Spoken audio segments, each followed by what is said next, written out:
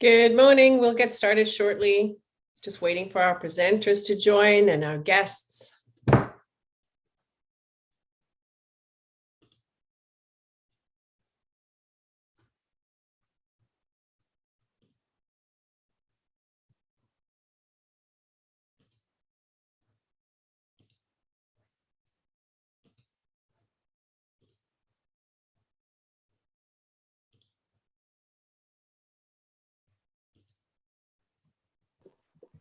Good morning. Good morning. We'll get started shortly, just waiting for the right time, starting at 9:30.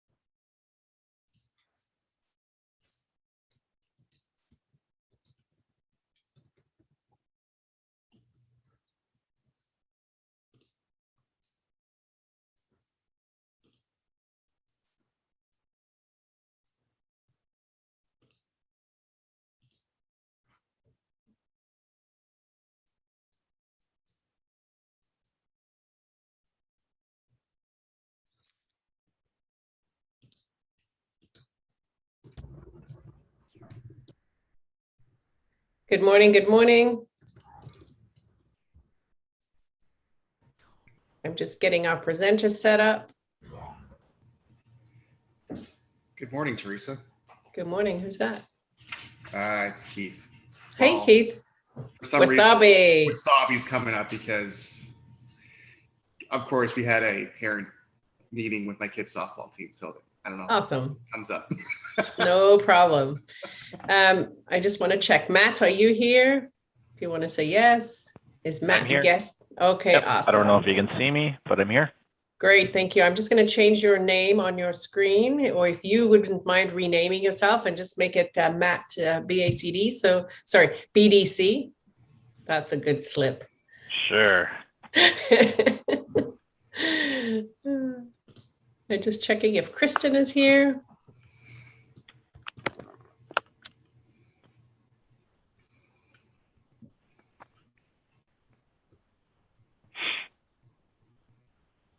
Good morning, everybody. Welcome. Thank you for being here today. We're going to get started shortly. We're just waiting for our presenters to join in. There you go. Kristen is here. Good morning. Good morning. Good morning, everybody. Welcome.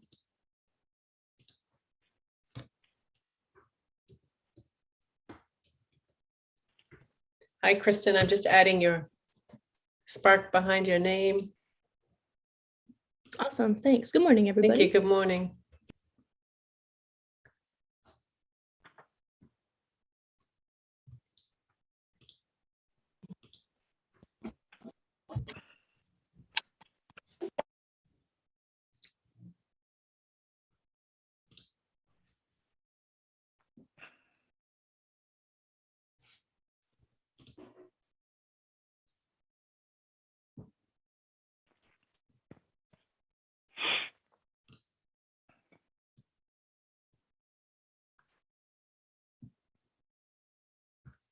We are live streaming as well onto YouTube, and so that it'll be available afterwards. You can share it far and wide with everybody.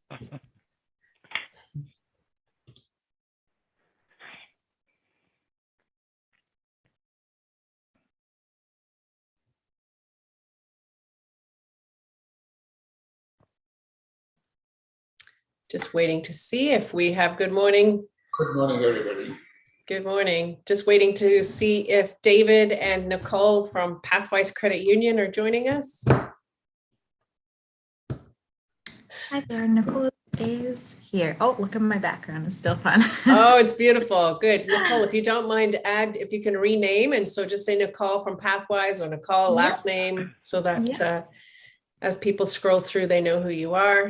Of course. Oh, there's David joining in. Good stuff. Good morning, David.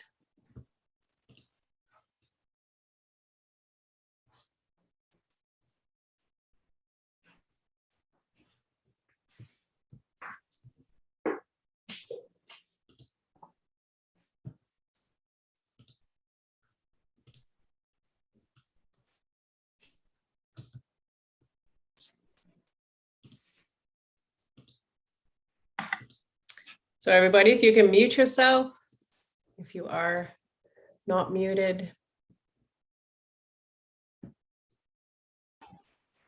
Hi, Teresa. It's Steve Wilkes. Is it okay if I drop my contact info for everybody on the chat window? Yeah. Just so they know who I am. Okay. Thank you.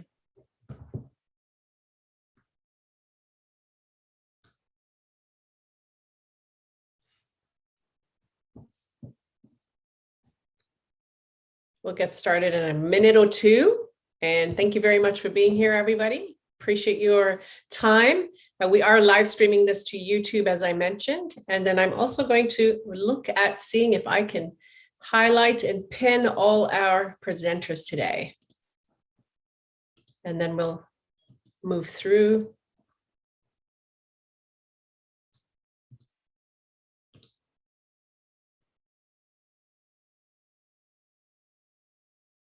Let's see if I can multi-pin.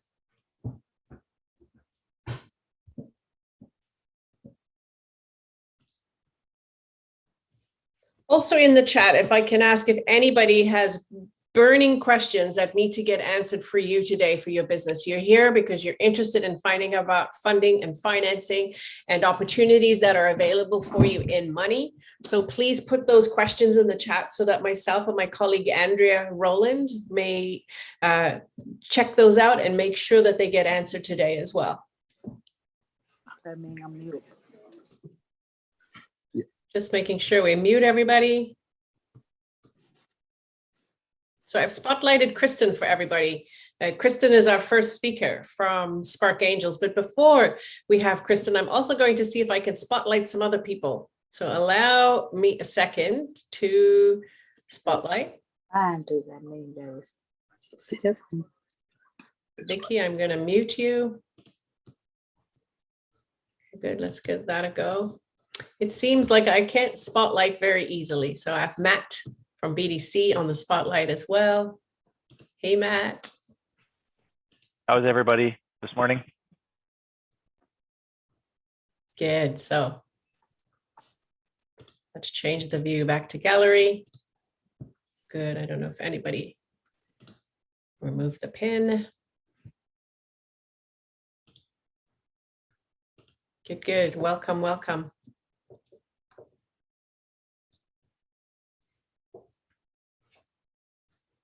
So I've got a few more minutes and we'll get started. Thank you, David. Thank you for being here. Nice to see you. Maybe you could wave and that will get everybody's attention. Good. Thanks, Kristen. Teresa. Good morning, Thank all. you. Good morning. Kristen is here. Faria, if you can wave, if you've got your camera on. Are you going to put your camera on? There you go, Faria. Thank you, from Futurepreneur. And then Matt from BDC. Hello, Matt. Hey, everybody. Thank you. Thank you for being here. Good. I will make sure that the chat questions get answered. And if they don't get answered here, we'll make sure that we get back to you with those answers as well. Because when we are recording the presentation, sorry, not recording, we are live streaming, but we will have access to the questions as well.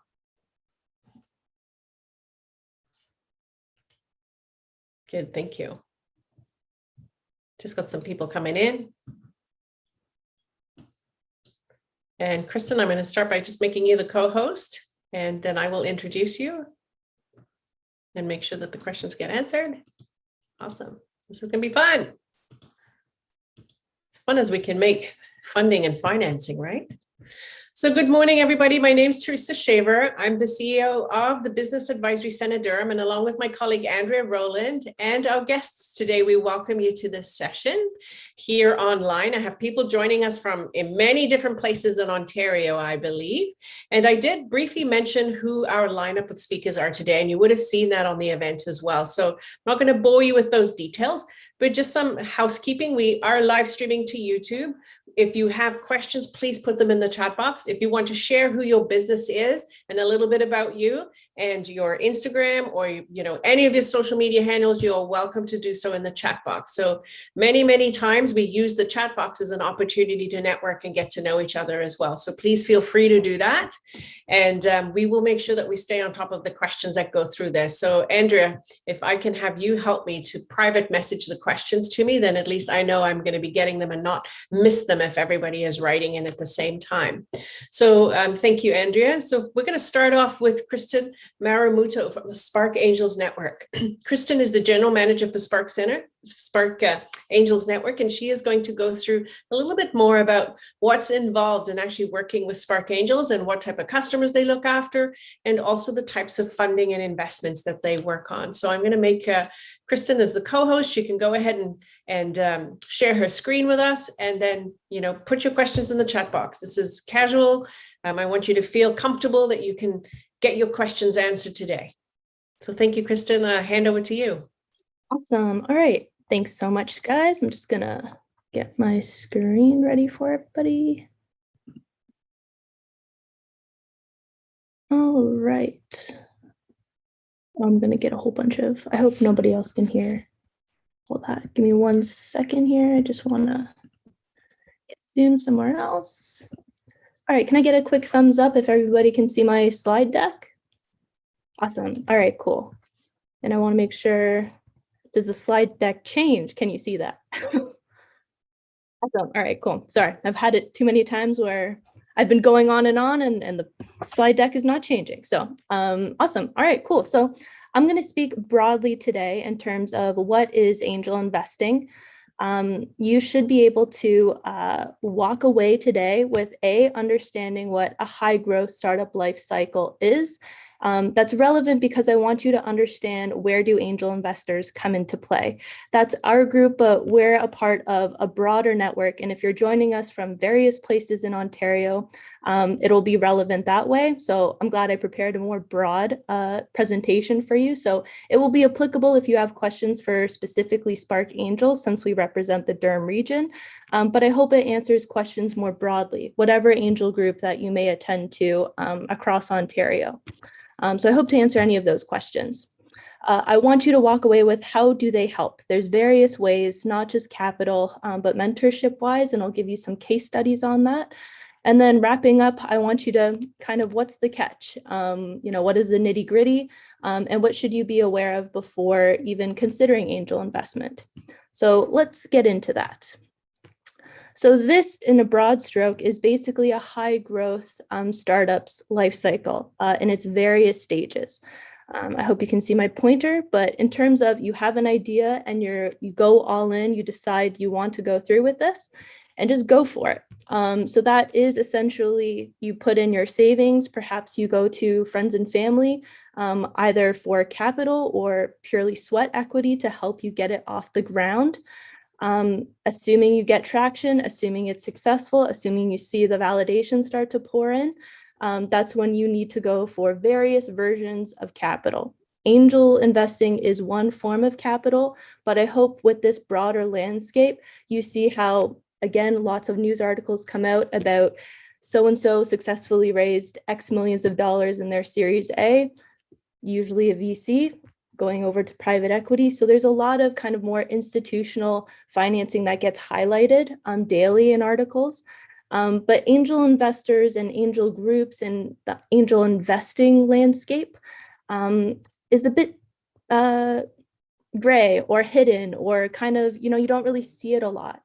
And so that's kind of where we play, but I can understand how you can have a whole bunch of questions regarding it. So in terms of, you successfully raise a Series A, you're having phenomenal success and growth, The goal here in terms of a high growth startup is either successfully launching into an IPO or getting acquired. If that's not something that your business has the end goal or an exit strategy, then angel investment is not necessarily for you. And I'll get into that in the last slide. That's kind of what's the catch. Sorry, I'm just looking at questions, making sure that I'm not missing anything. I'm going to rely on you, Teresa, to point them out or interrupt me or anything like that.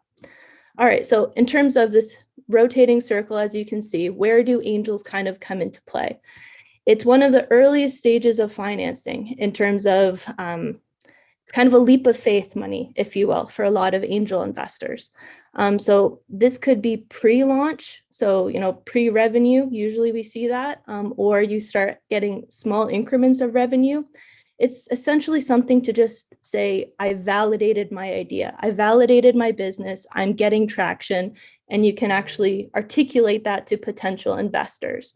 And for most angel groups, either angel investors, angel groups, super angels, I know I've kind of added different versions of it, but it's just because it's a very fluid process. It's not robotic. It's not, if you do step A, it goes straight into step B to step C. It's very fluid, and it's a very relationship-based type of financing. So it's difficult to kind of give you a clear kind of 1 + 1 = 2 type of breakdown, because it really depends on the circumstance. But I hope to kind of define who these angel investors are, their approach, different case studies, so that you can kind of see and understand what this could mean for your business. So when I talk about who are these angels, they need to be an accredited investor. And in order to do that, you have to have 200K pre-tax income or 1 million in assets. There's a link that you can go to that's specific to Ontario. But generally speaking, at a high level, at least from our experience at Spark Angels, who are these people? They're usually business owners, successful previous entrepreneurs that have either exited or have seen success. They're also usually community leaders. So I know Frank and probably some other people are on the call that are also Rotarians, and they really kind of ingrain themselves in the community, not just kind of from an investment perspective, but how can I make my local community better? So there's kind of a passion for community, and when they apply to an angel group or want to be a part of an angel group, there's a real passion for innovation and entrepreneurship. Malcolm, who's the executive director of Spark Angels, often uses the line, be the person you needed 25 years ago. And that really resonates with a lot of our angel members, because that could mean various things. As a business owner, capital is always welcome, but perhaps you need a shoulder to lean on. Perhaps you need advice. If you've never raised capital before, it can be really intimidating, ego deflating, and really tough.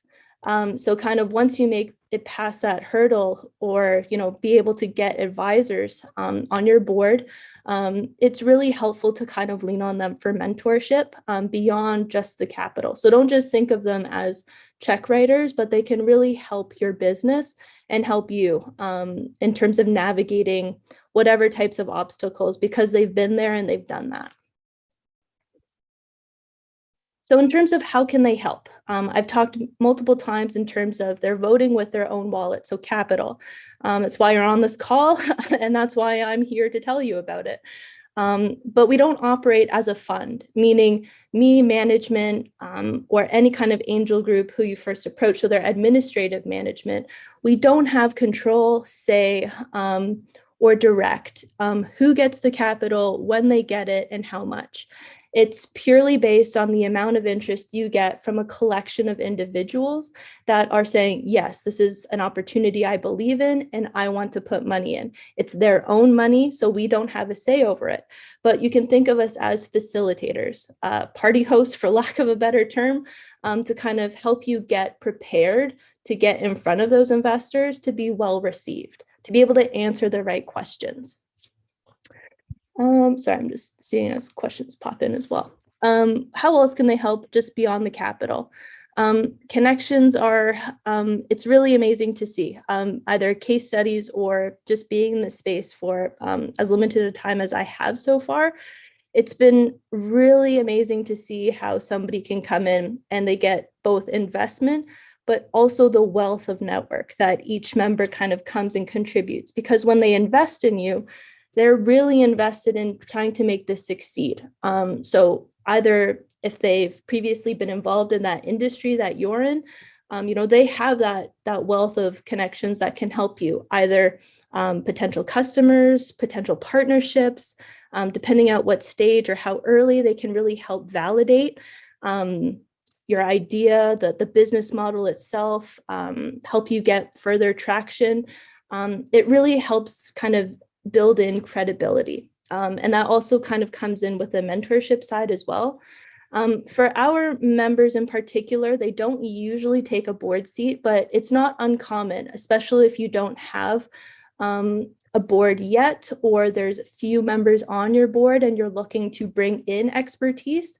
It's not uncommon to bring in a representative from that angel group or that collection of investors, especially if they have previous experience in that industry in particular.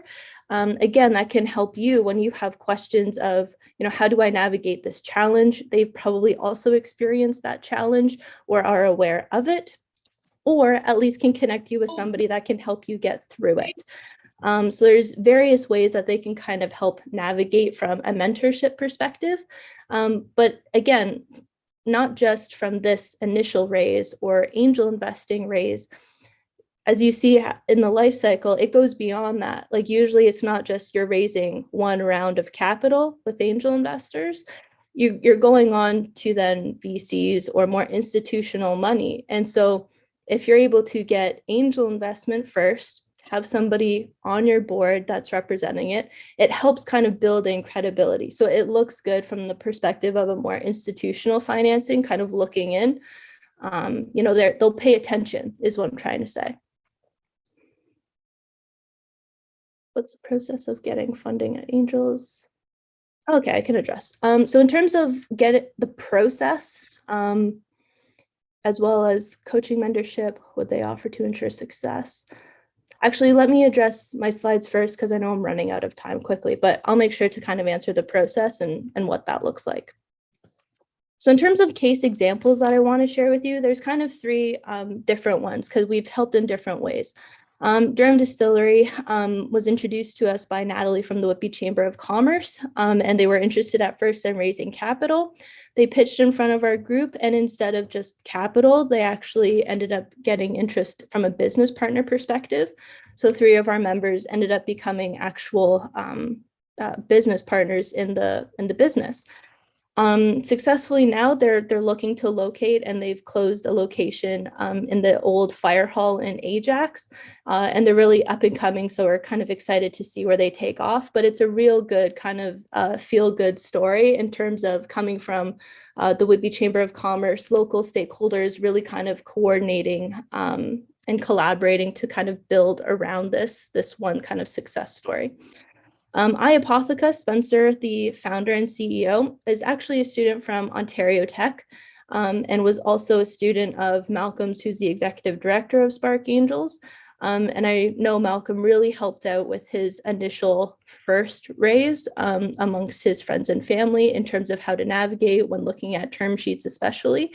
And just this past year, who I believe somebody on the call, you know who you are, successfully helped them close a 600K round as well amongst angels. So it's a kind of good, again, kind of collaborative success story.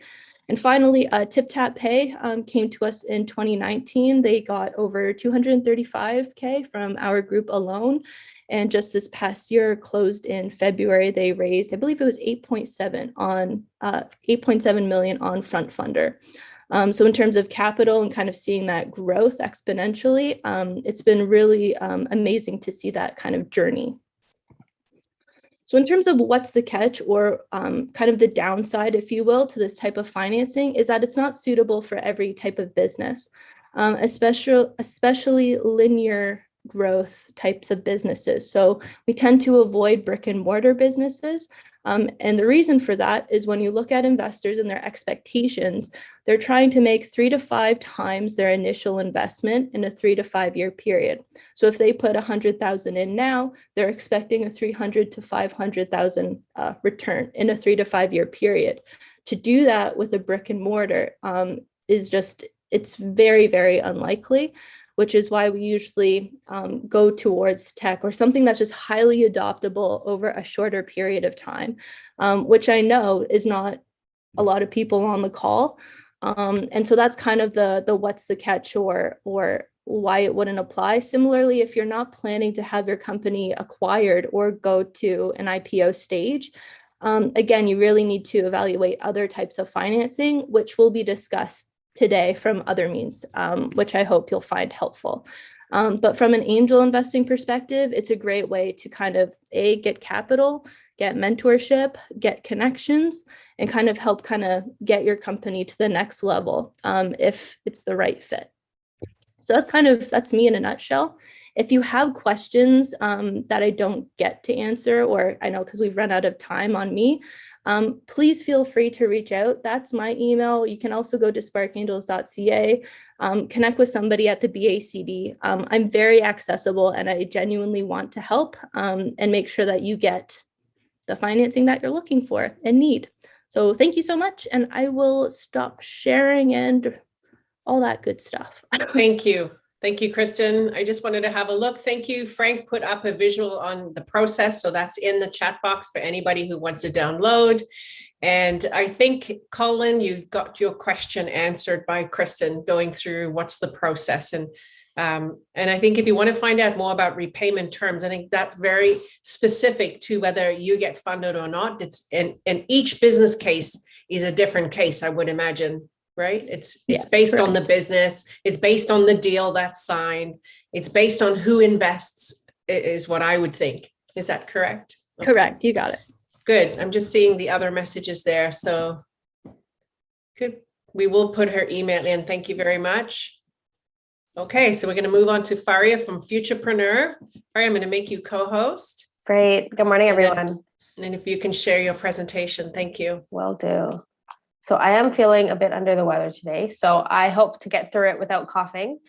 Let me share my screen here. The visuals always help.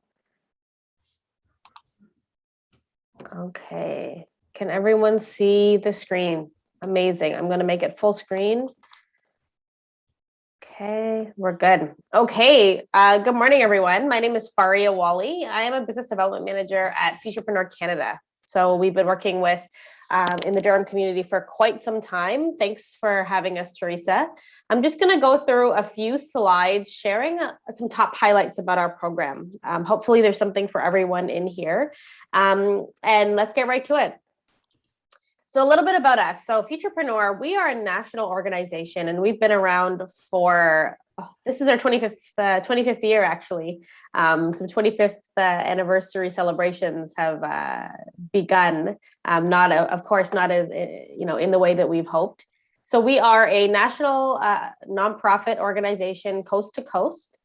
This is a little bit about our impact. So we have, supported over 13,000 businesses. This number is going up every day. My favorite stat on this slide is that 46% of our businesses are majority owned by women. So for all you female founders in the room, please keep going. Don't wait for perfection. Let's get this up to 50%. So a little bit about our programs that I'm going to talk about today. I'm going to go through a little bit about our different segments of our program as we go through the slide deck. So our startup program is really our main program that we have offered here at Futurepreneur. It's a maximum loan of $60,000. All of our loans are unsecured and they are collateral free. Okay, but they are personally guaranteed. So that's really important.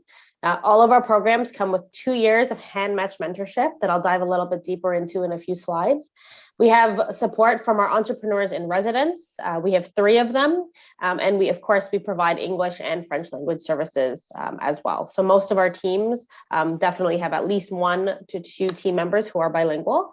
And then we have specialized Futurepreneur opportunities once you join the Futurepreneur family. So this is our basic eligibility that I'll run through really quickly, some top highlights. You need to be between the ages of 18 and 39. Our program was designed for those who are under 40. So if you haven't had your 40th yet, you're still eligible for our program. For those of you in the room who are young at heart and don't quite fit this age range, no worries. I do have some resources that I can share with you as well. So you need to be a Canadian citizen or a permanent resident.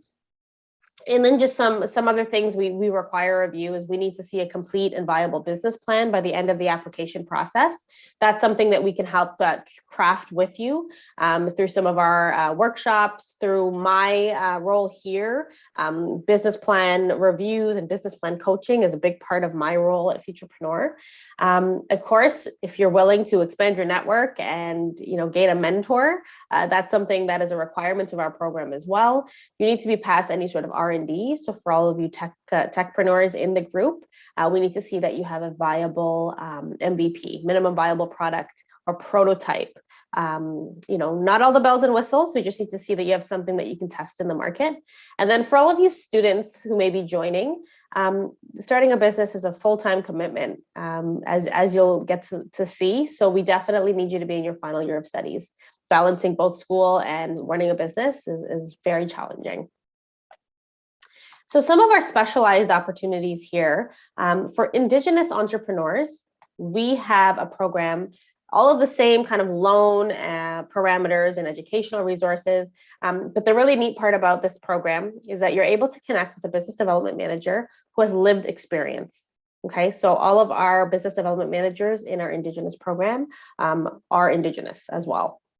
And then, of course, hit and match mentorship and some of those more tailored resources in the Indigenous community are what is available to you when you come through this program. And then we have our new program, excuse me. We have our new program that was recently launched, our Black Entrepreneur Startup Program. We're really proud of this. You can also connect with a business development manager with lived experience.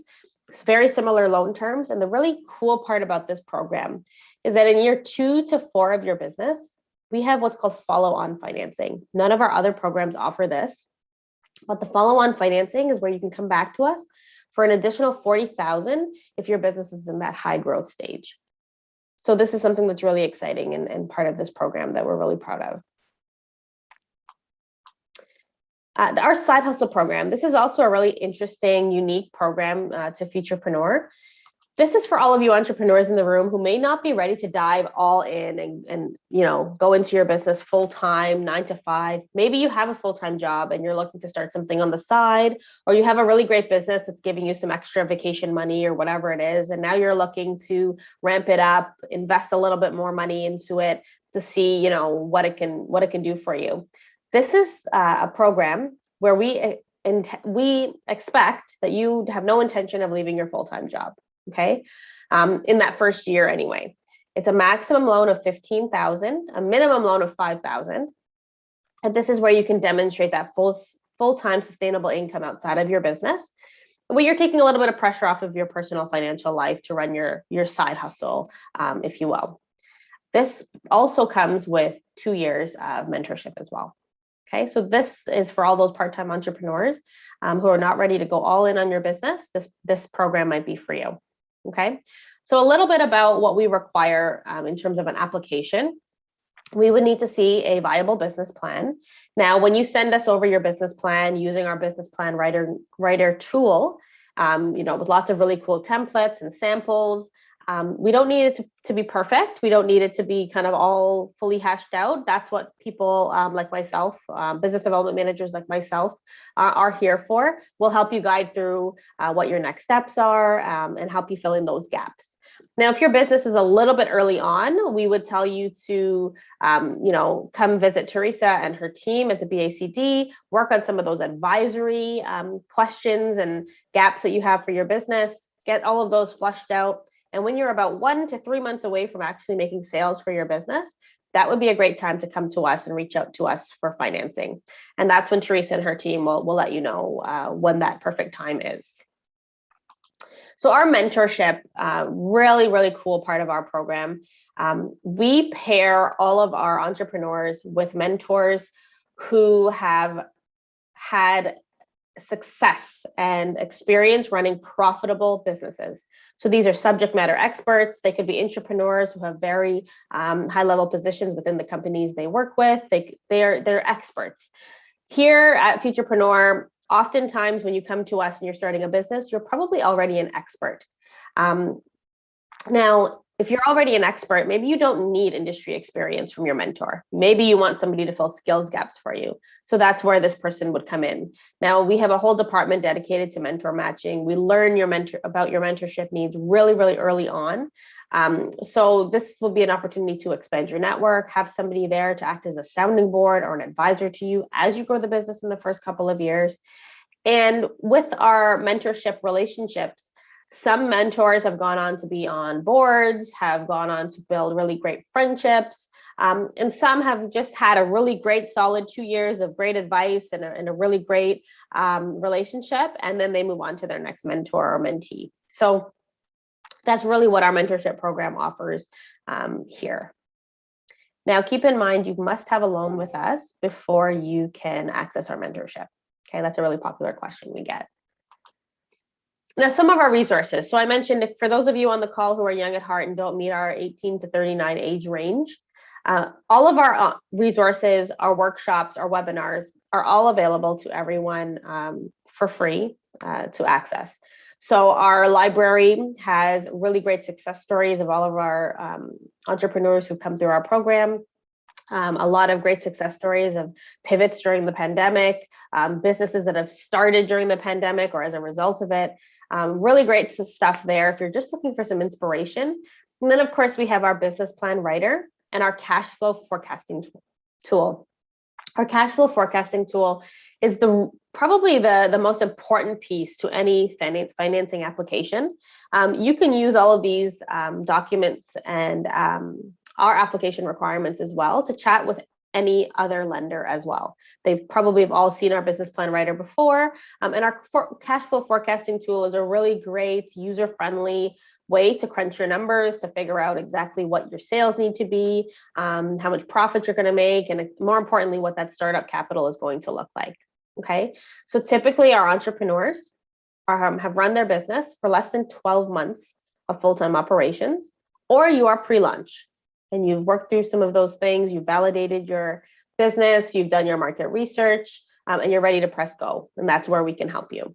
Okay, so I do encourage everyone, even if you don't come through our program, to have a look at our business plan writer, as well as our cash flow forecasting tool. They're under the resources tab of our website, and to see if they can be of any help to you. Okay. And of course, my contact information, this is me. I am very open to chatting with you at any stage of your business. If you think you're too early or you just have an idea, that's okay too. I would love to chat with you to talk a little bit about kind of, you're planning ahead. So if you are really early, you just have an idea, you're just starting your market research maybe, or asking some questions of your potential customers, that is still a good time to reach out and to start learning about financing, to start planning ahead. So that's all I got. If we have any questions in the chat, I'll stop sharing. Thank you. We do have some questions. So someone mentioned the business plan writer looks very interesting. So I know, just to let everybody know, can you tell them how it works? It is something where they can fill out online, they can download, but they need to sign up first, correct? Yes. So the Okay. business plan writer is a really great tool that we have. It's a safe space for everyone. It's a separate login from maybe anything you would do to reach out to Futurepreneur for financing. So you log on to our business plan writer with a separate login, you create an account, it's your safe space. We don't get to see what goes in there. You can save as you go. You can input sample templates in there based on your industry, if you have a similar industry to businesses that are already in there. And you're also able to simply download a Word document and start working through from a Word doc. Keep in mind, any business plan you create today is going to be very different from the ones you create when you're ready for an application. And then again, as your business grows in your first couple of months and years. So it's a very fluid document, and the business plan writer can help you work through some of those changes and that fluidity that comes with creating one. Okay. Okay. Thank you. Another question was, how does the credit check work? Yeah, so we do a credit check in-house. We do our credit checks through Equifax. So we do recommend that when you come to us, you have some idea of what that score looks like. It's really hard for us to say, especially on my kind of role there.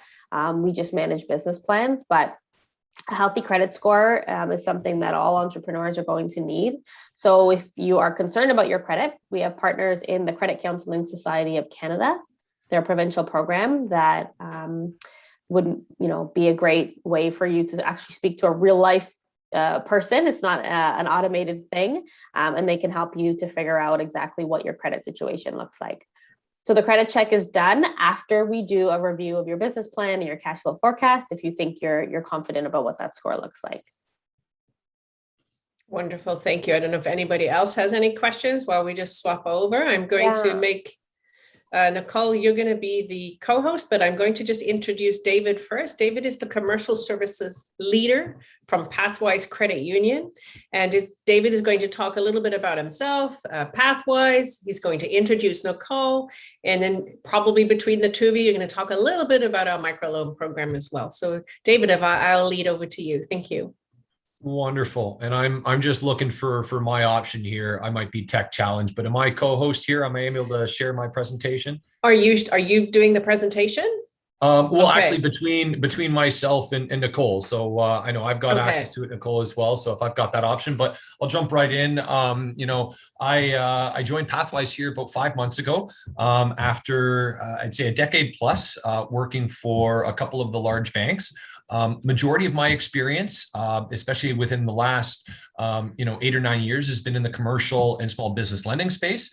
And really, kind of my story, I think I kind of cap it off with the statement, an entrepreneur trapped in a banker's body, is probably the best way to maybe kind of wrap me up in a sentence.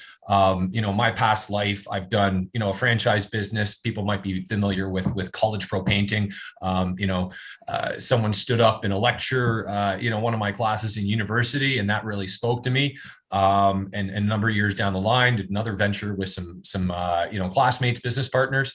And ultimately, after, another chapter of my life, teaching English overseas, coming back to Canada, kind of tried to find something that really, spoke to me, and really the banking side is something that I can continue to flex a little bit of the entrepreneurship by helping others, while, accounting for, I guess, adult responsibilities and fast forward to now, kids and everything like that, coming into the opportunity that I found with Pathwise here, I've an opportunity to really, turn the page and really have a next chapter here in terms of kind of, the value that I think I could add to, potentially a lot of the folks that are on this call. So I'm going to, sorry, I'm disabled from screen sharing. Yes, because there can I only. need right now. Okay, good. Oh, okay, yes. very good, excellent. So, Pathwise is, not a bank, I think, is the best way to start off the conversation. And really, what attracted me is throughout my career, specifically in the commercial and small business banking space. We're often, and it's not a bad thing, it's a product of really the environment. It's, there's boxes, right? And not everything fits neatly into a box. And for me, I'm pretty passionate about the entrepreneurship side and really, the value that entrepreneurs and small business people play and ultimately powering our economy. So Pathwise really represents the ability to, not be a bank, and really what we are is it's a cooperative. I think it's something that's not necessarily well known in Canada, maybe greater in the States, but as a cooperative, and next slide, please. A cooperative is owned by their members, right? So essentially, we are people-centered enterprises, controlled and run by our membership. And our value, or rather our values, really tie into our community, really looking outside of just the bottom line, right? So we're working for people, not for profits. Next slide, please. this slide shows a little bit of the key kind of attributes of a cooperative, but I point out a few things that I found really quite compelling as I've joined this organization, and I'm still cutting my teeth, but cooperatives work together with each other as well. Now, in practice, this doesn't always go through in some fluid process, but what I've really been excited about is connecting with other credit unions across Canada, and ultimately,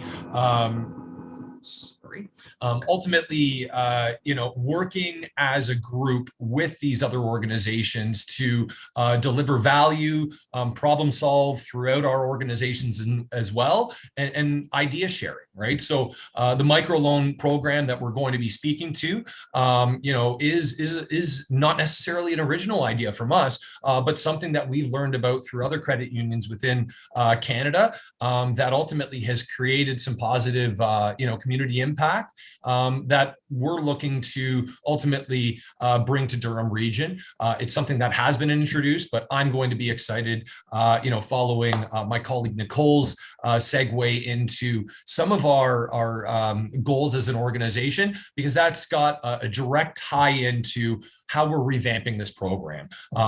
I can't say that it's immediately available for unveiling, but what I will share is that we're really looking to focus more on the community and social impact versus looking at applications that come in for this program strictly on ability to pay back and credit score and a lot of these other things that I feel as entrepreneurs and individuals, we walk down our path and it's not always a straight one. It's not always straight up. It's a bumpy one. And really our program aims to recognize that, there are challenges that we all face, and specific parts of our community have larger mountains to climb, so to speak, in terms of their path forward.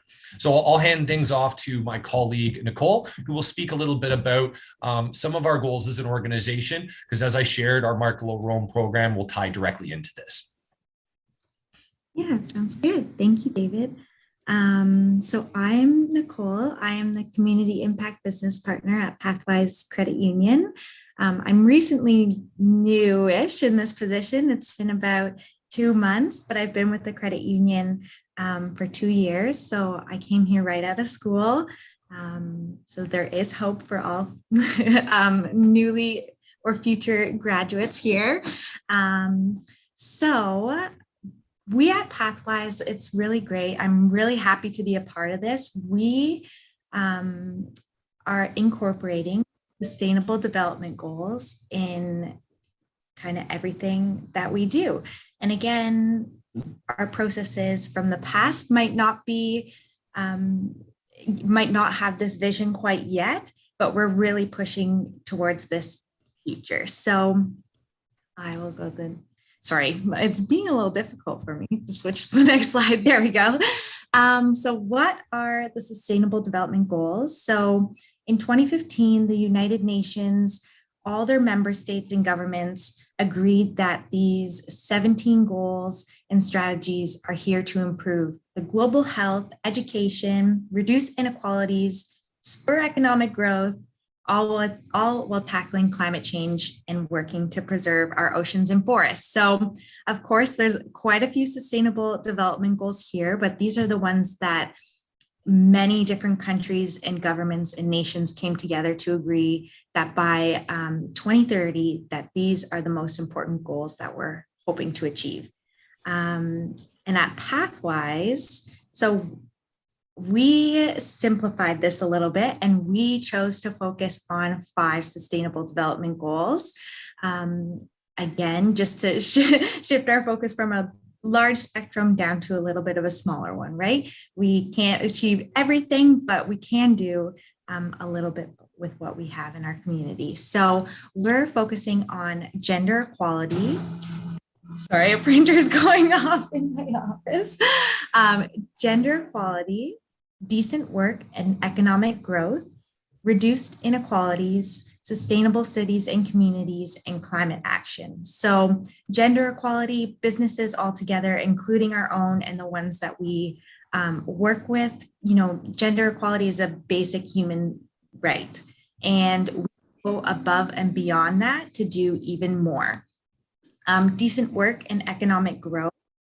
We, again, have a responsibility to provide decent work to our employees, to ourselves, and all at the same time, bettering the community to prosper.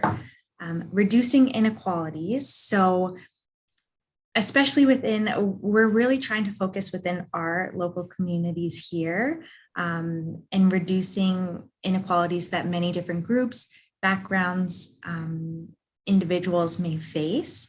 And we all have a responsibility as businesses, as business owners, to reduce these inequalities where we see. And we can do this by putting things into our policies and procedures, our hiring processes, etc. Sustainable cities and communities. So it's estimated that in the near future, 70% of people are going to live in major cities. So it's our responsibility, again, to make these cities as sustainable and helpful and inclusive as we can. So this is something that we're focusing on as well. And the last one we're choosing to focus on is climate action. So of course, we all know, or if we don't, that's okay. Our trajectory of temperature for the global climate is rising. It's continuously rising, and we have a responsibility as businesses to look at this on a small scale and see what can we do to reduce our own emissions. How can we be leaders in protecting our climate, our habitat, and everyone that depends on these natural resources. So just a little bit about what we're doing. I know that this slide is kind of busy, but so gender equality, again, how we put this into our practices, as well as how we'd like to help others put this into their practices, is we provide equal and fair opportunities to all positions. We don't discriminate based on gender, based on status, all of that. We have some wonderful women in leadership in our executive positions. And currently we introduced a maternity and parental leave top up for employees that goes above and beyond what the government has already set. For decent work and economic growth, in 2019, we became a living wage employer. So we in Durham, there's a minimum wage that is set for people to live a good life, and we were happy to be certified in this. We partner with lots of schools and different communities to allow for placements. So we have students come in and they get to learn about the financial industry and see if this is for them, and it gives them a great opportunity to develop their skills. And again, our hiring process is very inclusive and continuously reviewed and developed. Reducing inequalities, we have our bargaining unit. We're mindful with who we partnership with, who we work with, the products that we use. And again, we want to ensure that our whole community, and we do ensure that our whole community has access to financial services and literacy. So that is where you guys come in. We are really inclusive, and we want to know your stories, and we want to partner with you and be that partnership with you. Sustainable cities, we have the ability to tailor to our members' needs, again, which could be you. With the recent COVID-19 pandemic, we were able to adapt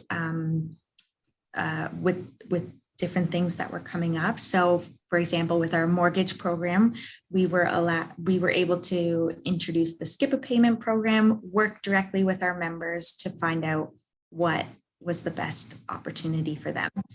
Also, our building is looking to become certified in different programs, different leadership programs, different sustainability programs. So that's great. And the last one, climate action, we're fortunate to have a say, again, in all the products that we're using. Everybody that all the products that we're sharing with the community. We have incorporated in a new banking system recently, so we are able to produce and use less waste. And I'm happy to announce that yesterday we got some native trees planted on our property. So again, just our part to reduce the climate emissions and provide some habitats. So with all of this, and I'm sure David will talk about it in a little bit. So we want to use these sustainable development goals to guide us in our decision making. So with the microloan program, we have these goals in mind, and we want to thread this into our requirements. And no, that's perfect. Okay. Thank you so much. Yeah, I'll let you go. And so really as a feed into that, I'd say for anyone that might be familiar with the program previous and likely what's likely posted through Teresa's links there was certain feedback that I took in joining the organization.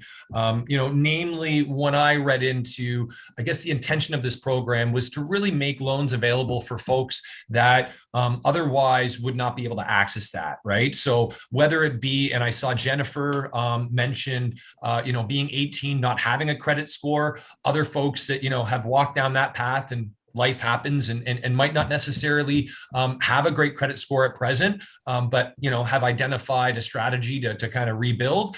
We've really looked to address some of the barriers, I'd say, that a lot of people face in accessing financing. And our microloan program and the new one that will be released in the new year will look to address this. So really tying into what Nicole shared on the 5 key the development goals that we have focused on, we're looking to tie the qualification for this program, and loans are up to 10,000. But again, in future, I'm looking to increase this, and expand the program offering as we work through and continue to identify how to optimize and make it available and make it have a key impact.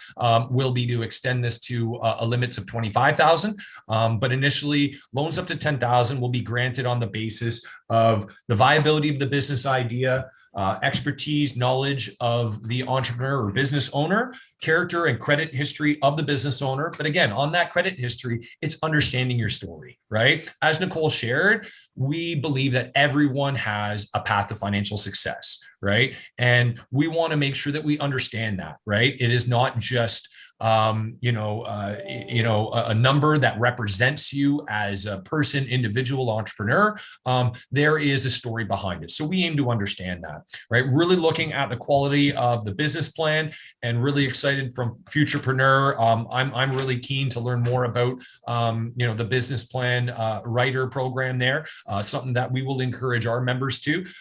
So the requirements are really quite simple. We're asking that a personal net worth is prepared by the entrepreneur or entrepreneurs. And this can include, community initiatives and not-for-profits potentially, not limited to just a for-profit corporation, business plan and projections as appropriate, and completion of BACD's business fundamentals training program, right? So really, this can be structured as a line of credit, a term loan, and that's where really understanding more about your business, we really have an opportunity to work with you, and play a role, much like a lot of folks on this call, to assisting you to working towards, your dreams and your financial, path to success. So, again, it's something that we're very excited to unveil. Wanted to share a little bit of the, sneak peek as to what we have in mind moving forward.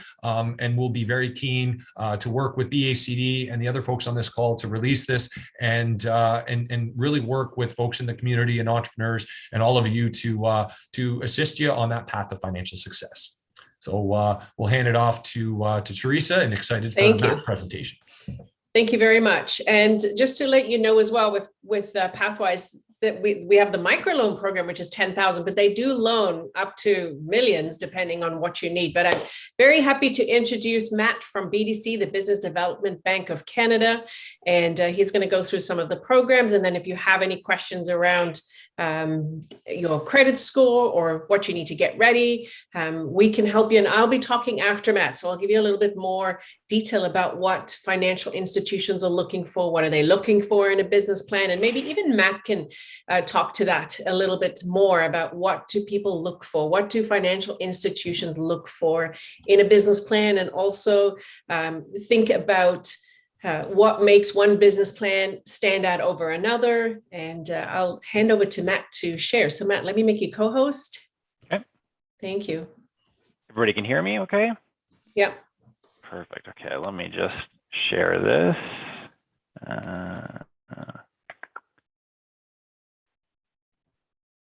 Think you can see that. There we go. Okay. Thank you. All right, and I'm just trying to get, there we go. Now I can see everything. All right, so good morning, everybody. First, I just want to take a quick opportunity. I want to thank Teresa for putting this event together along with BACD. I think it's extremely important for us to all sort of get together in a forum like this and just discuss kind of what's happening and what's available to us. It's often that you really don't get this opportunity to get everybody together in one place and really kind of go over everything and really understand kind of what everybody is doing in their respective silos, if we want to call it that. So first of all, my name is Matt Dallaire. I am with BDC within Durham Region. I do have other colleagues within Durham Region too. I am on the small business side. We also do have our commercial banking side from the standpoint of loans that or businesses that are with sales from 2 million and above. I generally look at loans from startup up to 2 million. So if you fall into one of those buckets and I am not the person, I'm more than happy to kind of put you in the right place and in the right direction. So I'm going to just go through pretty quickly and from a fairly high level, sort of some things that BDC is doing, some things that we've done, how we support entrepreneurs, and some of the programs that we have. And I'm not going to call them programs per se, but the loan types that we look at, as well as sort of our advisory arm and some arms of the bank. So let's get started with that. So the first thing I want to make note of is BDC is truly the bank for Canadian entrepreneurs. We play a complementary role to the private sector financial institutions, and then we also play a complementary role to all the organizations that are here today. So we're often working with clients and referring things back and forth with one another and trying to get you in the right place. So I always say leverage our Rolodex, because that's kind of our value add, we'll say. We are profitable and we operate at no cost to the Canadian taxpayer. And we have our sole shareholder is the government of Canada. Small and medium-sized businesses. So I love this slide because it really highlights kind of everybody that's in the room and what you represent. So in order to set the stage just a little bit, and just to highlight how important you guys really are, small businesses, so those with fewer than 100 employees, they account for 97.9% of all Canadian companies, while medium-sized companies, so the ones that we think of that are a little traditionally larger, so 100 to maybe 500 employees, account for about 1.8% of businesses. So what does that really mean at the end of the day? 99.8% of all Canadian companies are small and medium-sized businesses. That's simply put, that's why we're here. We want to be able to support those businesses, and that's the same with all the organizations that are here today. So shifting gears a little bit, here's a bit of an overview of just kind of the three buckets that we work within. So in a nutshell, we offer financing. capital, and I'll talk a little bit more about that, but I'm going to really talk and touch on financing and advisory services today. And advisory services is sort of the third bucket. Some may call it consulting. We're careful when we call it advisory services because we really want to provide almost like a coaching opportunity with our entrepreneurs to pass on knowledge.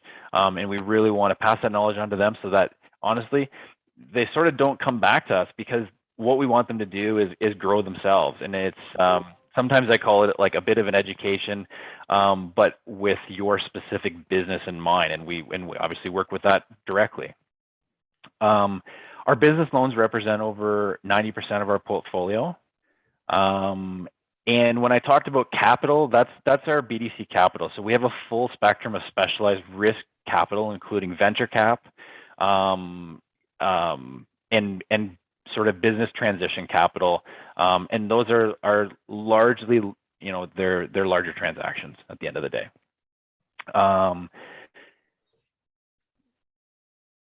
Now our reach.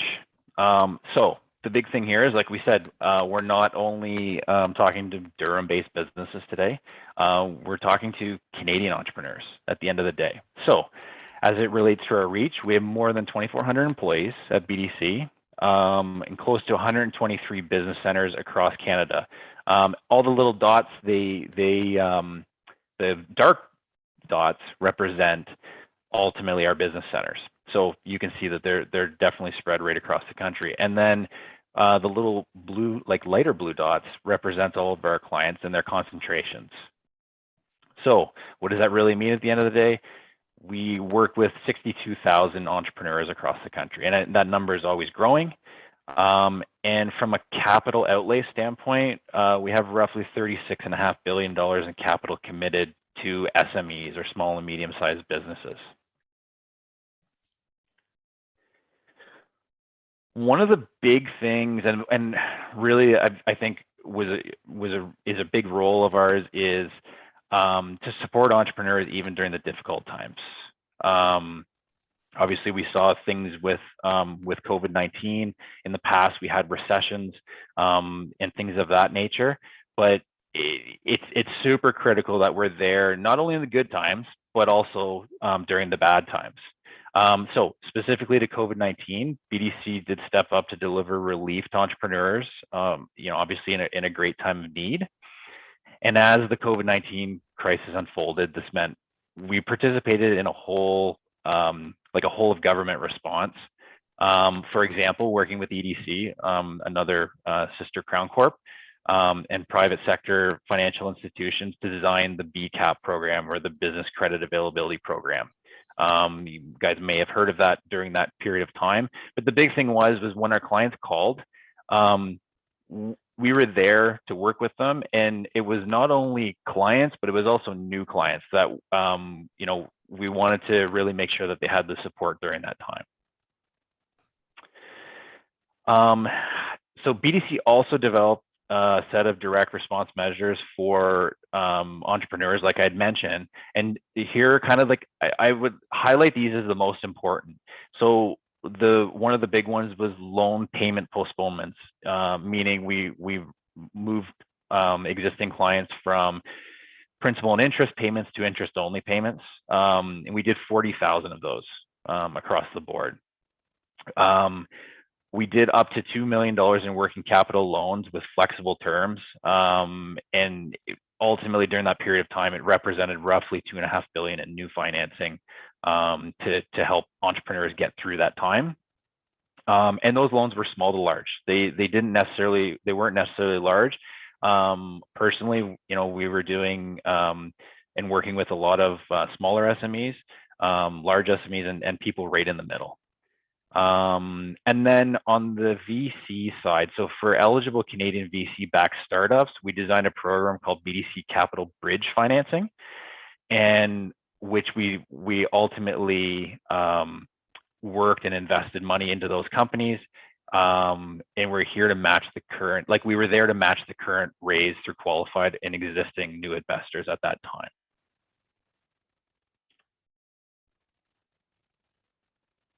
Also, again, because we offer obviously our financing side, but we also want to talk about our advisory side, because there's like immense impact from that. We developed sort of 3 solutions on that front during the pandemic as a result of the pandemic. So we delivered the advice remotely, and there were sort of 3 functional areas. So operation and cash flow resilience was one of them. Online sales optimization was a second one, and then workplace health risk mitigation, because there was a lot of concerns about, how do we operate now in this new world? Like, how do we follow the guidelines? How are we working through those? And so we put some support behind that, and helped entrepreneurs on that front.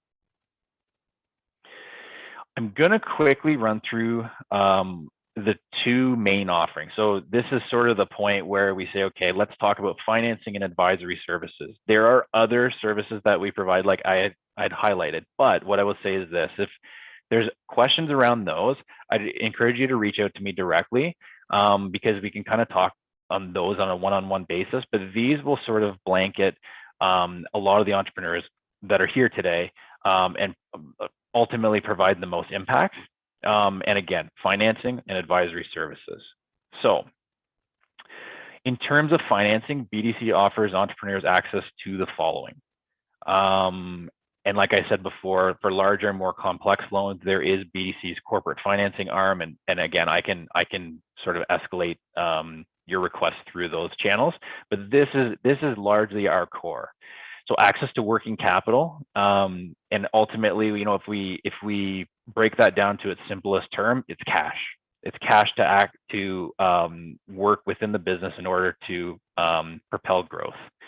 We can work with businesses to buy a business, or and sometimes we talk to businesses about selling and kind of helping them prepare for that.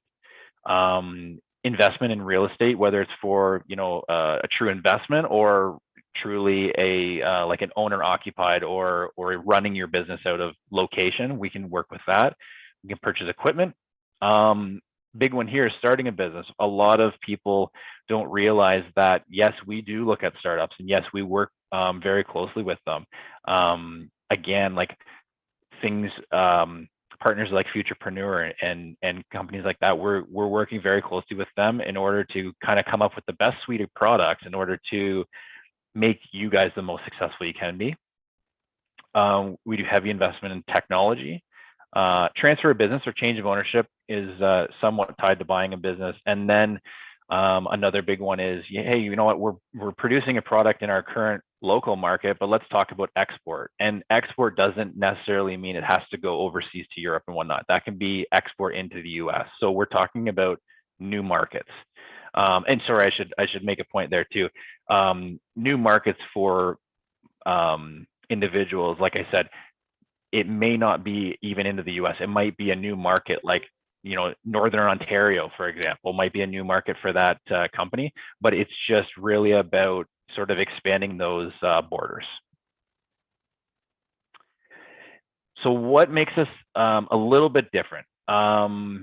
We are definitely a patient and flexible lender, and we have a lot of options. So we have longer repayment periods, and we carve those out to kind of the useful life of assets, for example, or real estate, or if it's working capital, it's really defining terms and conditions that impact a business in a very positive manner, so that we're not sort of tripping you out of the gate. So we want to make sure that the idea that you're putting the capital behind is going to be successful, and we set you up in that manner. Sort of like what I said, repayment schedules max to your cash flow cycle. So again, if you're launching a product in 3 months from now, it doesn't make a whole lot of sense to be starting to pay principal and interest on a loan day one. Let's talk about how we can carve out those repayment terms for you.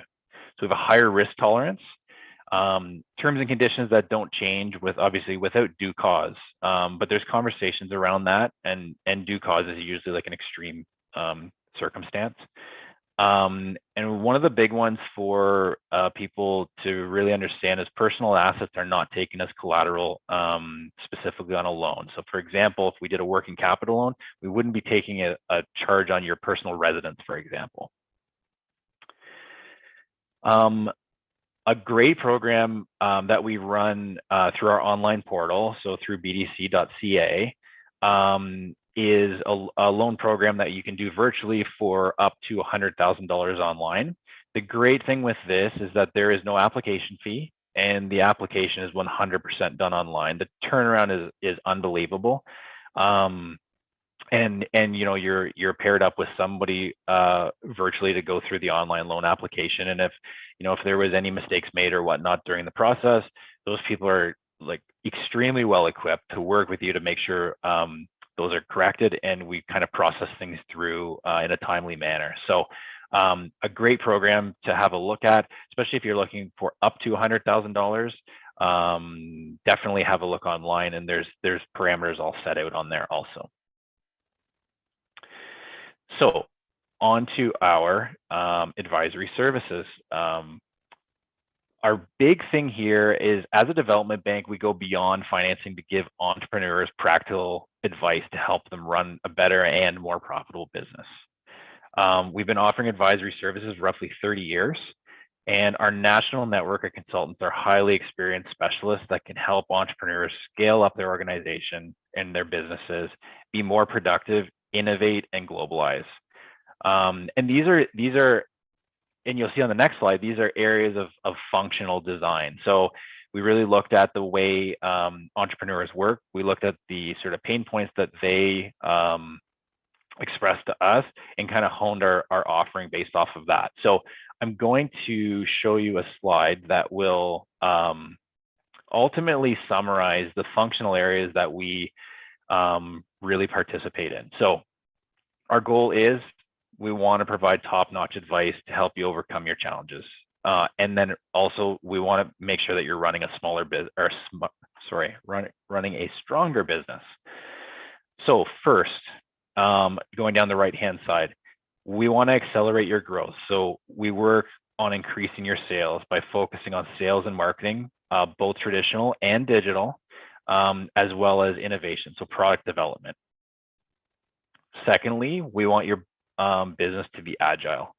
So we help you improve your operations by streamlining processes, implementing lean manufacturing, if you're obviously a manufacturer, and selecting the right equipment and technology for your business. We want to talk about, when we talk about sort of managing your business, we want to manage your business effectively. And we offer advisory services in areas such as like strategic planning is a big one, financial management. So these are like functional areas, organizational design, and then HR management. So if you're having challenges in those areas, we're definitely here to help streamline those. And then finally, finding new markets to keep your business growing, including international or overseas, or sorry, more local markets. And then things like online sales optimization. So if you're looking to optimize your sales online, you know, working with a strategy behind that to implement with, you know, your digital services provider at that point.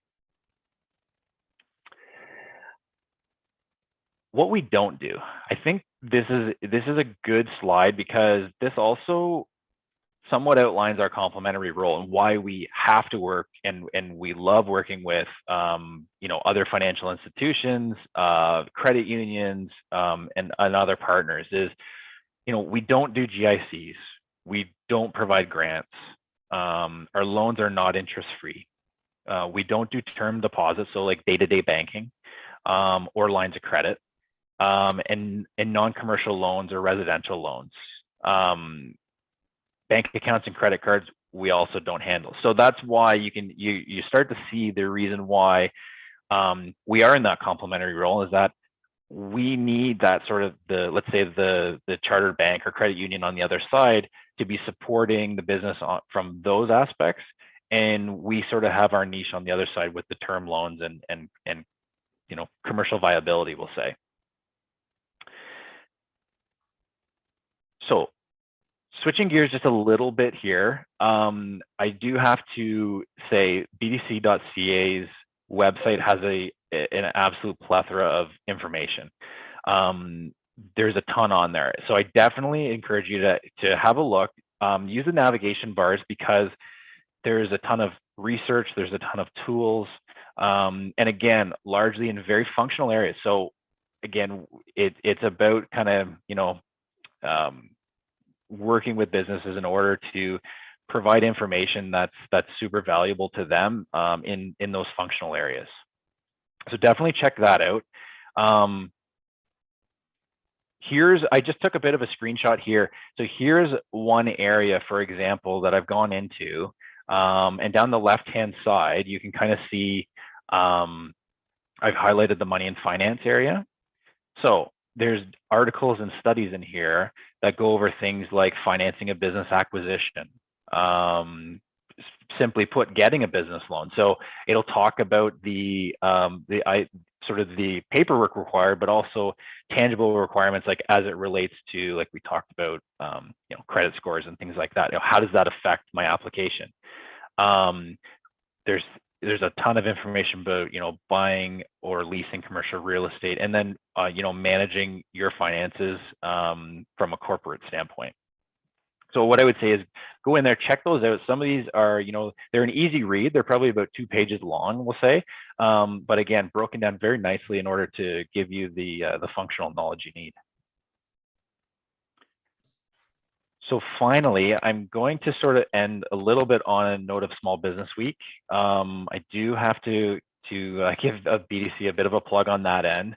So it's ultimately a week of activities dedicated to you guys, entrepreneurs, and it's been around for 41 years.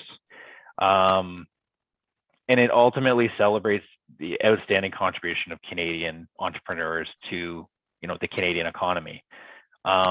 If you check out the website here, so this is the BDC hosted event. So these are some events that they're virtual. They're run, Canada wide. And then there is also a list of some more local events, things like that are happening. So definitely take some time to have a look at that. Definitely a worthwhile review. Thank you. So finally. Oh, okay. Thank you. Go on. Yep. This is my last one. So just to sum things up, we are a bank that's exclusively devoted to entrepreneurs. We know the local markets, and that's why we have people in those respective markets. And we're truly there for every stage of the business journey. So what I would say is I'm going to just pop up my contact details here. If you have any comments or questions, please feel free to reach out to me or any of the other partners that are here today, because truly we're all here to help. We love working with entrepreneurs, and I think David summed it up really well. I think we're a bit of, entrepreneurs trapped in bankers or trapped in other people's bodies. So we're here to help. That's the big thing. So don't hesitate to reach out. And if we can't offer a solution, we're going to help you find a solution. And that's really kind of 2 little points that I'd love to leave you guys with today. Thank you so much, Matt.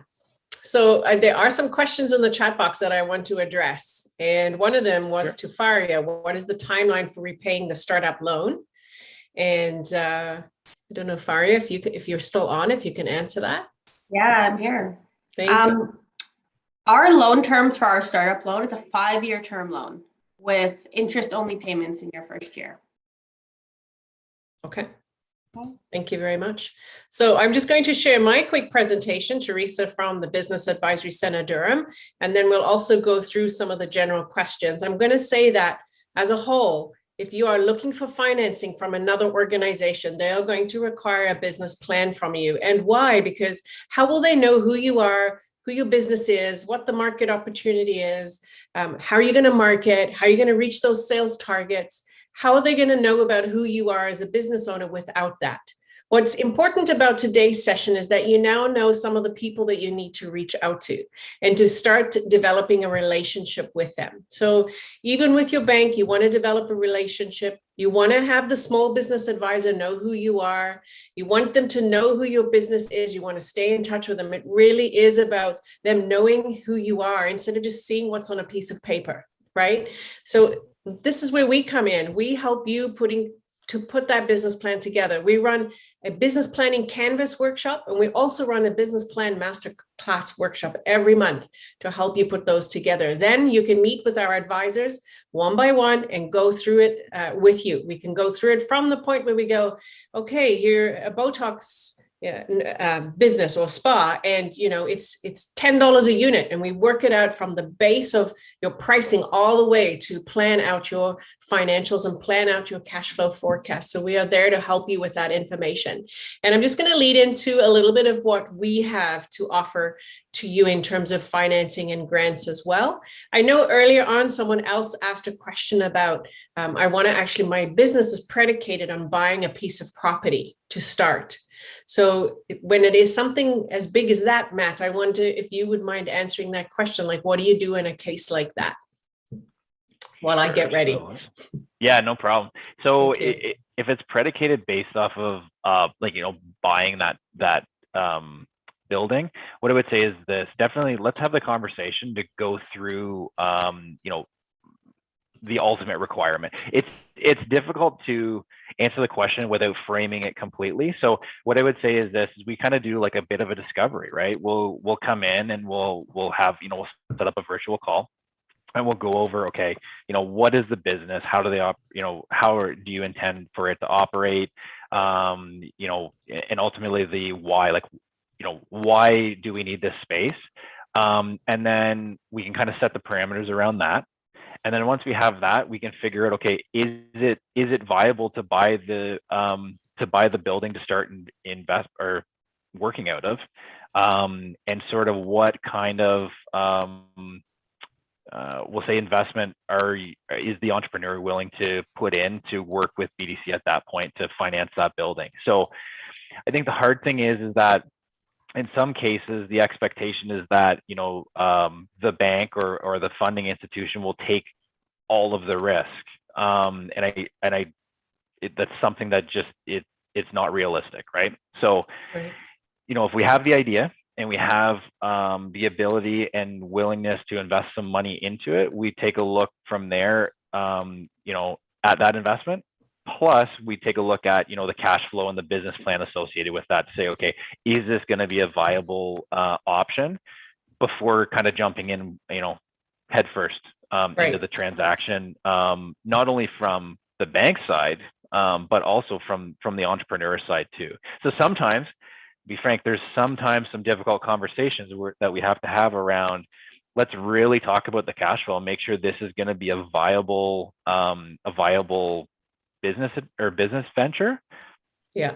Plus, we can take what our experience is in different markets and things like that, and pull on those resources to figure out, is this a good investment ultimately? Okay. Good Does stuff. that answer the question? I think so. And then also, our advisors at BACD can help you. We work a lot with our banks and financial institutions. And so we have a lot of knowledge we can share. And it is about developing a relationship and starting to build that business plan. So just to wrap up, I'm going to go through a quick few slides with you. And then, afterwards, we're going to send everybody the presentation and also their contact information so that you can start that relationship. So just a little bit about what we offer.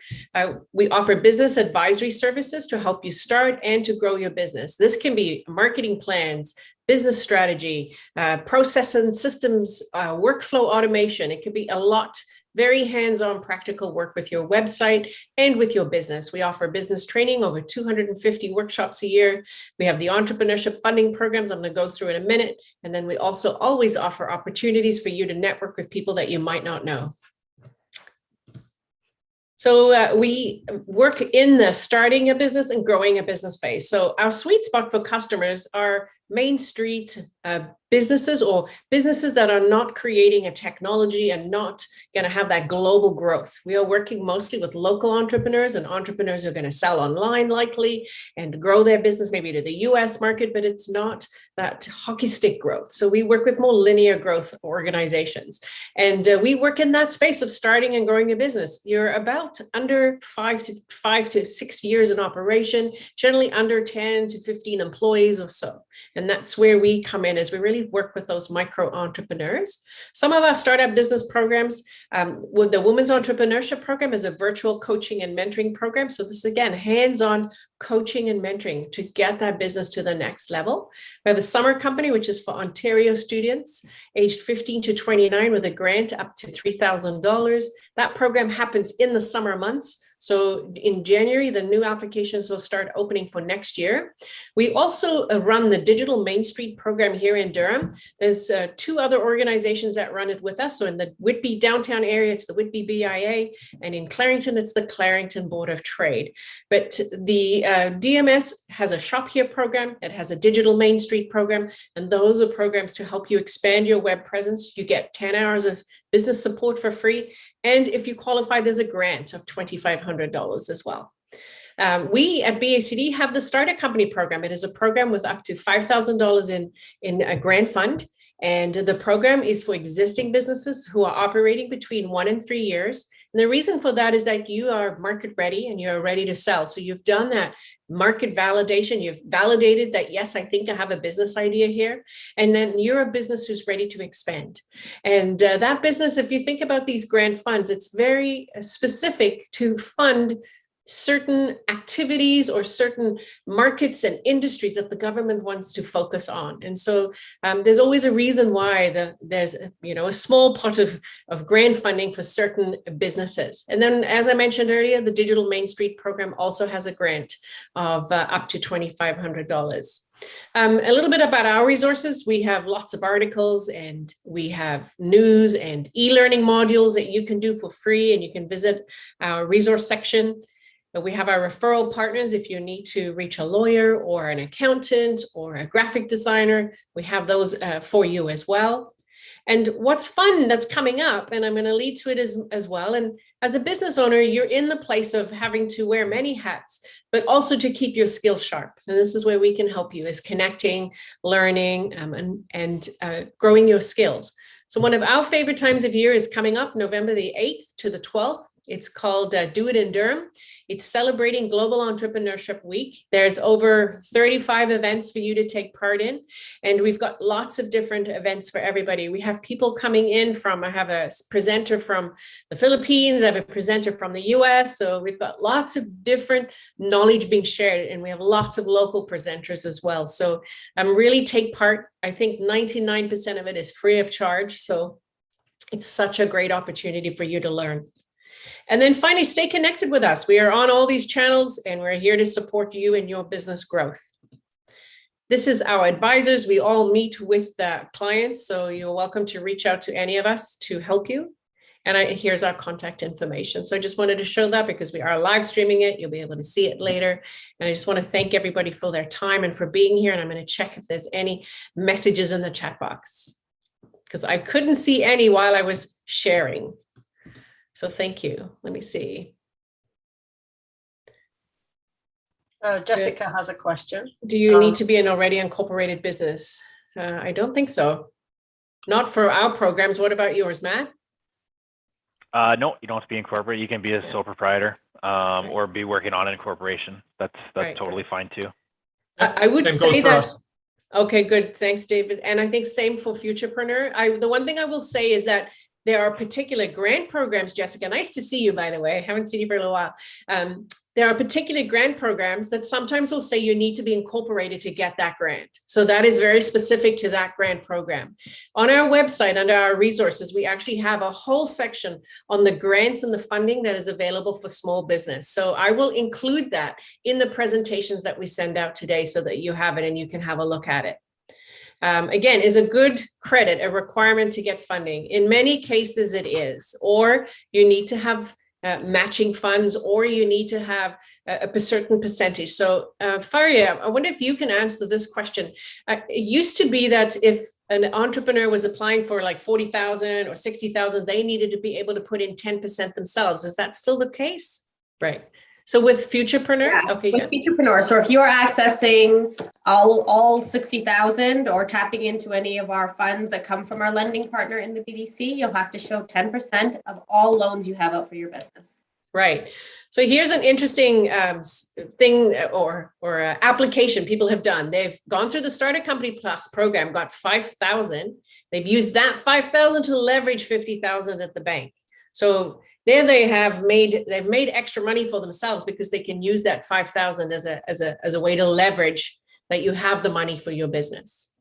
And what about for you, Matt? Same thing. I guess it depends on which type of industry it is as to how much of a deposit you need, or it is dependent. Sorry, and I lost you there for a minute. My connection went unstable. So I'm assuming the question was around Yes, sure. It was around what is the entrepreneur? How much do they have to invest? So if you were a restaurant business, for interest sake, you might only loan a certain percentage, right? Exactly. And that's exactly it. It'll largely depend on the specific industry and the specific, it's always hard to say because it's truly dependent on the business and sort of what's happening as a whole from the financial statement aspect and things of that nature. So on one end, we can do, on equipment, we could go to 125% loan to value financing, right? And that's largely to get the piece of equipment plus sort of training and those intangible things that might come along with it. Whereas, we might look at a startup building, for example. We had the question about the building, and we might say, okay, well, we're willing to go to, 70% loan to value on the building, for example. So it largely depends on the specific circumstance. And I would say it's probably the same for a lot of organizations. So I would say, let's have that conversation and kind of scope it out. There's no shame in asking the question, calling any of us and saying, hey, what do I need? Like, where do I need to go? We're here to help. That's the main thing. And I encourage anybody to give us a ring and have the discussion. Right. One question I have for everybody really, but I'll ask you first, Matt. What is the interest rate? Does that change depending on who the person is who's wanting to loan and the industry and how long they're going to lend for, all that sort of stuff? Is it, again, it's not a straight answer?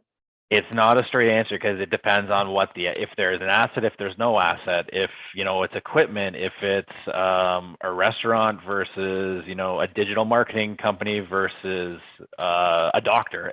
There's just so many variables that involve. And I think that's the fundamental thing is that, the rates that your neighbor gets, for example, for their business are probably going to be different than the ones that you get for your business because you guys are fundamentally different. Like it depends on, business profitability. Like there's all these factors that we have to go through. And again, that's where we're equipped to have those conversations and give sort of honestly like a straight answer as to this is why we're charging this specific rate and things like that. So it's really about the conversation. It's really about getting together and kind of going through that. And I think Pathwise, and David could probably speak to this, is probably very similar. Like it's a risk-based approach and whatnot. I won't take his thunder. He can answer that one. Okay. Yeah, we got some time still, Teresa. Yes, go ahead. So really, I think it's understanding. I think cash is king, right? And at the end of the day, loan to values, and I guess the policies that most financial institutions follow really is a collective experience in specific industries. So it's really understanding the viability, but backed by, for a lot of banks over 100 years. In our case, while we've only been in the commercial space for, I'd say about 20, a lot of banks have got over 100 years of lending experience. So all of their guidelines is really the product of that past history. But yeah, cash is king. Like ultimately it needs to make sense. And that's what is going to ultimately govern a lot of decisions. Right. Exactly. So Faria, I don't know if you want to our program works a little bit differently. Yes. We don't our interest rates don't change based on industry. Right now we're at prime and prime plus 3.75. Okay, so we fluctuate with kind of the changes with the Bank of Canada. Okay, good stuff. And again, if anybody needs help just understanding all of this and what you can leverage and how you can do it, that's what we're here for at BACD. And then we work closely with all these institutions because we're partners in helping your business get ready and be prepared for the financial institutions. One of the other questions I have, and I'm going to ask David, is when you open a business plan from a company that they've sent to you, what are you looking for? What makes you like one business application over another? I'd love you to, give some advice to like what business owners can do. Well, I'll be very transparent. I think in a lot of cases, I flip to forecast and the financial assumptions and things like that. I think that's the first thing, right? Like, as the numbers really show, I think when you are providing a business plan to any sort of financial partner, you've got to understand that audience, that they've seen a lot of businesses, likely in that space for some time. So they're going to measure that up against their own individual experience in working with folks in that industry. So I think, general guidance is sometimes less is more, right? A lot of people tend to have these very large packed documents. I can think of a more like appointments where I might get a 30-page business plan the morning of an appointment I have at noon. I don't realistically have more than 10, 15 minutes to go through it. So I go straight to the meat. I'm really looking at the financial statements, and ultimately I then backpedal to the operational aspects that ultimately paint that financial picture. Right. Exactly what I've heard from everybody in the years of doing this is they go straight to the financials. Then they flip to how did you get to those financials? Then they might flip to how will you achieve those financials in terms of the marketing plan that you have? And then they'll go to the executive summary where they want to know what's the experience, what are you bringing to the table, and what are you looking for, right? So I won't keep everybody else. I'm going to download a copy of the chat and then send that out to everybody as well. So you'll have a copy of all the messages that were in the chat and any links and anything that we've shared to everybody.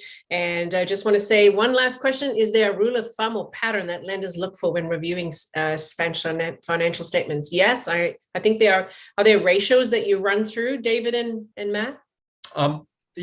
Banks, like traditionally, again, when you're looking at debt financing, they're cash flow lenders, right? Yes. I think a lot of people say, well, I've got this building or I've got this, like they'll speak to security, but really at the end of the day, it's cash flow. So, we're looking at liquidity, and really debt service is a magic one, right? Most lenders are looking at trying to determine that you've got a 1.2 debt service coverage. So that is your EBITDA, your cash flow, divided by your principal and interest payments on that debt. And that's going to change over time. And that's where, speaking to, Matt's flexibility, understanding that the path to, cash flow positivity is not a linear one. So, having an interest-free period and understanding when you get to that period and where your business is going to be there, it's really forecasting what that debt service coverage will look like, not just now, but in the medium and longer term. Right. It's kind of no different to if you're applying for a mortgage or a line of credit. How are you going to be able to pay it? How are you servicing that debt and paying it back? I guess is really the important thing. So are there any industries you don't support? Yes, they used to be. I know years ago that tattoo shops were a no-go, but that might have changed. BDC maybe and Futurepreneur, maybe you can talk to what industries you don't fund as well, and same for David. Let's start with Matt at BDC. Sure. Yes, there is. We do have a list of we call them ineligible activities. Yeah. That we don't support at this time. And then also, the interesting thing is with that, it might be because one of our partners or sister Crown Corps support it, right? So, for example, non-commercial lending. Well, we've got CMHC as a sister Crown Corp that supports non-commercial mortgage lending. So that's obviously why we don't. And fundamentally, we're a commercial bank. But yeah, I think somebody kind of hit the nail on the head. Alcohol from the standpoint of a pure bar, it's just a pure bar. Yeah, we're going to tend to shy away from that a little bit. Cannabis at this time, we don't support.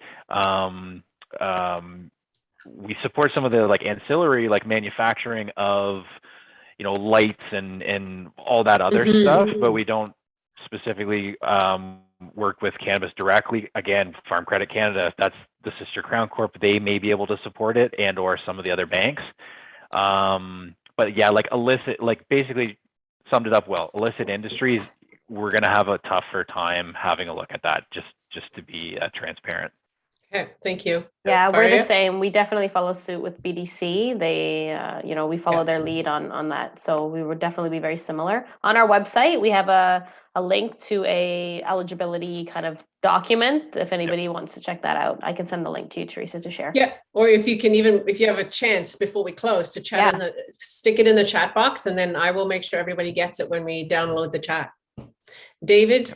Yeah, I can speak to. So again, as a credit union, we're not in the cannabis space at present. That is something that could change in the future, and that's really an organization by organization difference. And just for guidance for everybody here that are involved with that, it is a tough space.